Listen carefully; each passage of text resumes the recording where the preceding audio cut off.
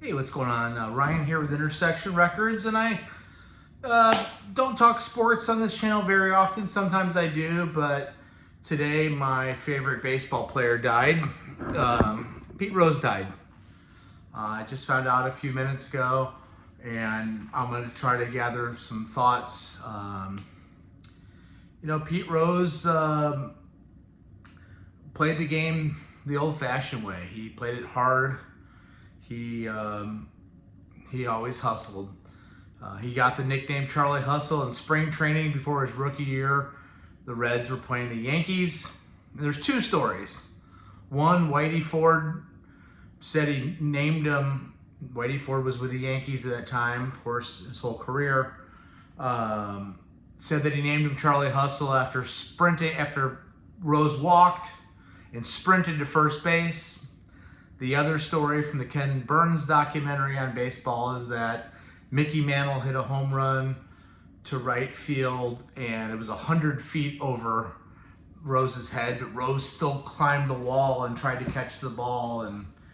And Whitey Ford said, "Hey Mick, did you see old Charlie Hustle try to catch that ball?"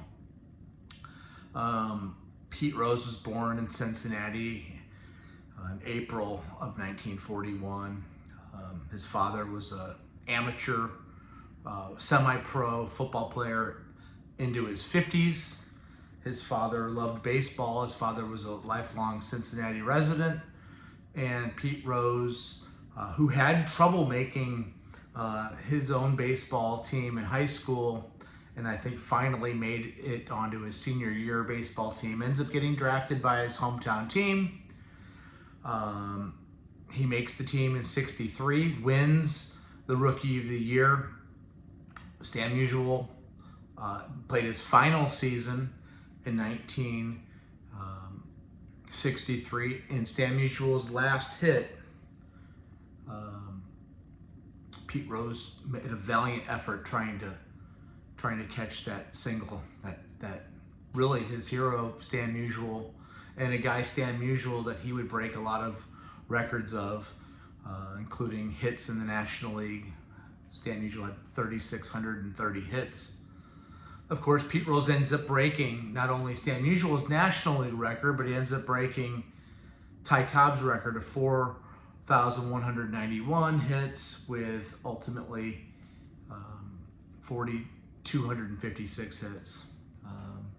726 of those being doubles. 746. He also had 2,165 runs. He played from 63 to 85. I was born in 1972, so I saw the tail end of his career. I had the baseball cards. The thumbprint on this video is a picture of him sliding headfirst into third base. I'm getting it's the way that, I thought the game was supposed to be played. And being fortunate enough to see him play, even though I was a Cardinal fan, Pete Rose was my favorite player. I remembered him with the Philadelphia Phillies, not losing pace with his career. He ends up winning like three batting titles. He has 200 hits 10 times in his career, which is a record. 10 200-hit seasons. He was a 17-time All-Star. He won 3 World Series. He won a Rookie of the Year, 3 batting championships, an all-century team. He's on that Cincinnati team in '63 with guys like Frank Robinson. Frank Robinson leaves. They're playing in the old Crosley Field. They're not very good for a long time. In 1970, they bring on Sparky Anderson. They start getting good. They lose the World Series in '72. He wins the MVP in '73. They end up going back to the World Series in '75, and they win the World Series with the big red machine, guys like Joe Morgan, guys like George Foster, guys like Johnny Bench, guys like Dave Concepcion and Tony Perez. They win back-to-back. That '75 series is the famous in the Boston series where Carlton Fisk does his wave on the home run, and people, storm the field at Fenway like they had won the World Series. Well, the next night, the Reds won Game 7 and won that World Series. They went back-to-back in 76 and beat the Yankees. So he's gone from being a rookie in 63, by the end of 76, being back-to-back World Series champs. He has a very long hitting streak in 1978 with Cincinnati Reds of 48 games. He approached Joe DiMaggio's streak. And by the way, if I get some of these numbers wrong, please don't be mad, because I'm kind of going here and rambling a little bit. Before the 1979 season, he becomes a free agency. Free agency came in 74. By 79, he's an older player. He's born in 41. So how old is he in 79? He's 38 years old. And the Reds don't want to re-sign him. He almost signs with the Cardinals, which would have been incredible. But he decides to sign with the Philadelphia Phillies, and he goes there. Now, meanwhile, he's been an all-star at second base. He's been an all-star at 2 different outfield positions. When they needed him to move to third base in 75, he was an all-star as a third baseman. He goes to the Philadelphia Phillies in 79 and plays first base, and he's an all-star at first base. He was an all-star at 5 different positions. Think about that. 2 outfield positions, first base, second base, and third base. Nobody's ever done that before. In 1980, he leads the Philadelphia Phillies to their first World Series championship. Think about that. A long storied franchise that had never won anything. And they finally break through, along with great Mike Schmidt on that team and other players. And I remember seeing that World Series. I remember the last out. The previous out, Bob Boone, catcher, goes into foul territory and tries to catch a pop fly for the second out of the 9th inning. It pops out of his hand, and who is there but Pete Rose from first base to catch that ball that fell out of the catcher's mitt, and he bounced it on the ground and gave it back to Tug McGraw, and Tug McGraw struck out that next Royal, and they won the World Series. And that's the first World Series that I remember seeing. And Tug McGraw went crazy, and that made me a huge fan. And I collected those baseball cards. In 1981 season, there was a strike, and he still led the league in hits. I think he had 140 hits in 81. In 83, he goes back to the World Series with the Philadelphia, and they do lose that World Series. In 84, he goes to the Montreal Expos, which is weird. He actually collects his 4,000th hit. Meanwhile, he's broken Stan Musial's hit record.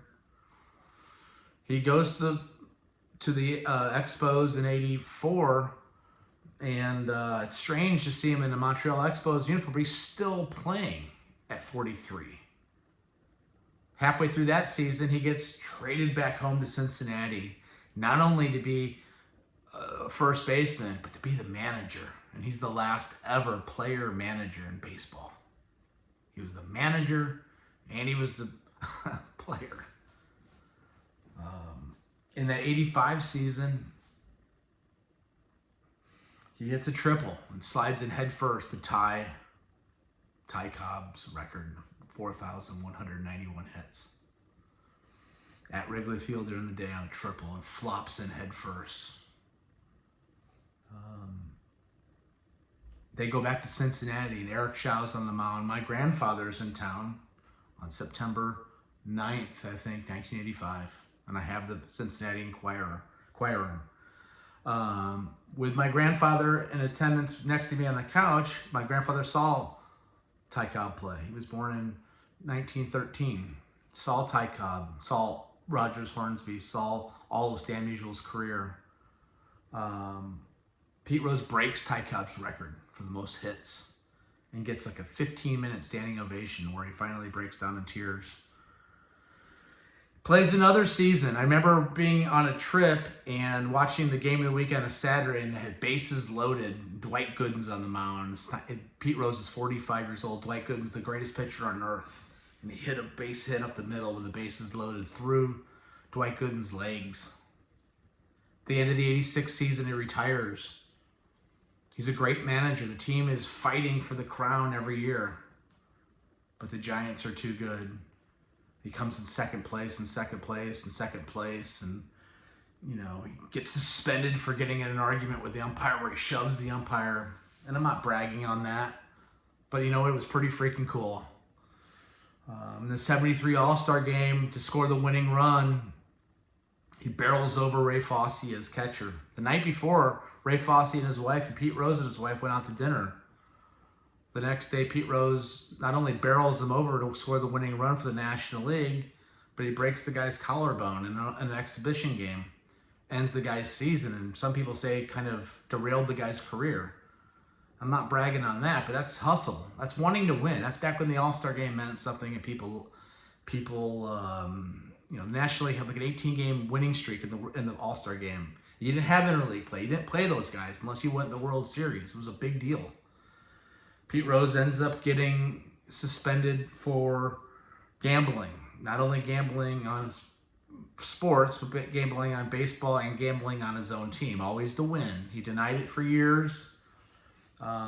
He had a gambling addiction, amongst other personality faults. And I know a lot of people don't like Pete Rose, but people that are watching this video do like Pete Rose, I hope. And by the way, I do music here every day, and check out my channel and subscribe if you like this. I didn't know Pete Rose was going to die. I still watch videos of Pete Rose talking about hitting, because he's one of the most knowledgeable people that's ever played the game, and he cares about the game. And the guy never got in the Hall of Fame in his lifetime, even though he was a 17-time All-Star and had a gambling problem. And people had all kinds of problems. There's guys in the Hall of Fame that took steroids, even though there's guys in the Hall of Fame that are not being let in the Hall of Fame because they took steroids. But there's guys in the Hall of Fame that took steroids, and they know it. And baseball knows it. Pete Rose should have been in the Hall of Fame, but they didn't let him in. He shouldn't have gambled on baseball, but he always bet on his team to win. And, you know, Charlie Hustle, you played the game the right way. You played the game the way that I tried to play the game. And I think a lot of people growing up in my generation idolized him too. He never played for the Cardinals. He was never a hometown guy, but he was my favorite player. I have more baseball cards and memorabilia at my house, and I'm not there right now, than of any player. He's the most important, you know, player for me growing up, and I wish his family and his kids all the peace, and I wish Pete the peace. And you know, you were the man. You were great, and you were a winner. Okay, I mean, 5 World Series, 5 or 6 World Series. Yes, 5, because they lost in 70 and 72. They lost to Baltimore in 70. They lost in 72 to Oakland. They won in 75, won in 76, won in 80 with Philadelphia, lost in 83. He was amazing. Great player. You will be missed. Hopefully not forgotten by people, and maybe eventually put in the Hall of Fame, which would, at this point, don't even bother. You know, it's all that guy wanted. It's all he wanted was to get in the Hall of Fame. And yeah, he was dumb for doing what he did, but he wanted. Nobody played more baseball games than him. Nobody had more at-bats than him. He had a .303 lifetime batting average in 26 seasons and 17-time All-Star. Peace out. Rest in peace, Pete Rose. See ya.